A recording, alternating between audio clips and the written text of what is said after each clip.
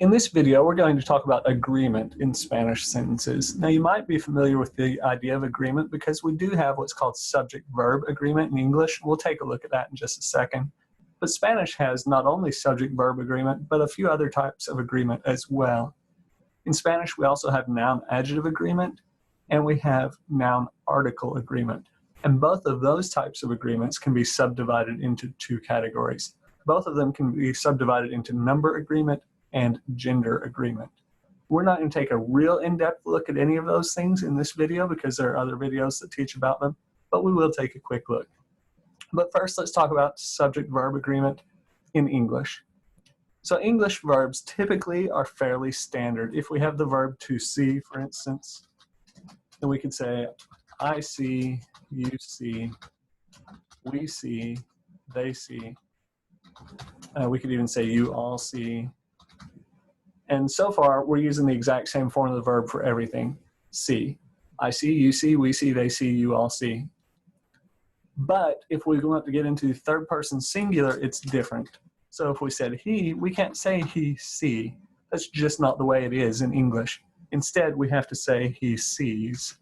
Why is it that way? It's just developed that way, but it is. So we say he sees, we would say she sees, we would say it sees. If we wanted to use a name or a specific person, if it's third person singular, we're still going to say it that way. The teacher sees, John sees, the dog sees, whatever. Third person singular is different than all of the other forms. That's subject-verb agreement. The form of the verb has to work with the subject of our sentence. Spanish is the same way, but it's more complicated in Spanish. Just really quickly, if we used that same verb, and the verb in Spanish for to see is ver, to say I see would be yo veo, you see, tú ves, we see, nosotros vemos, you all see. You all see would be ustedes ven, or if we were in Spain, we could say vosotros ves. And so that kind of gives us some ideas. We can see that these are different. And then there's no reason to set apart third person singular in Spanish like we did in English because everything's different in Spanish. But we would say él ve, ella ve, and there's not a way to say it sees. You'll learn more about that in a different tutorial as well.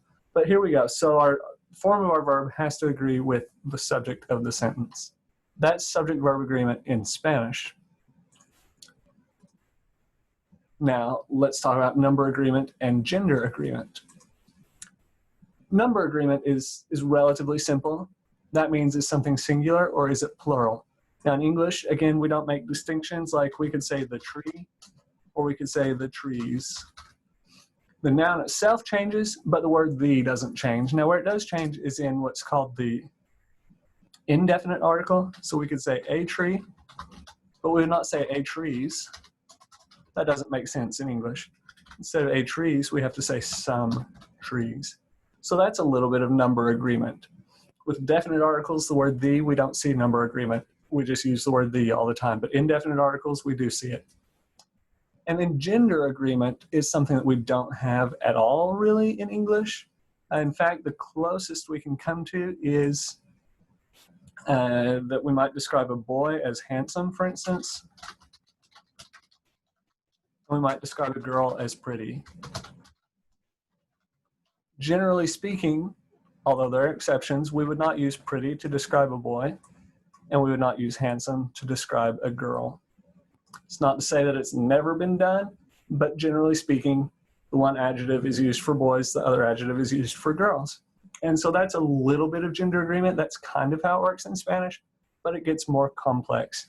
You'll learn more about that in the adjectives tutorial video, but this is just to kind of give you an idea about what to expect. So with Spanish sentences, we have to pay attention to all of these different kinds of agreements: subject-verb agreement, noun-adjective agreement, noun-article agreement.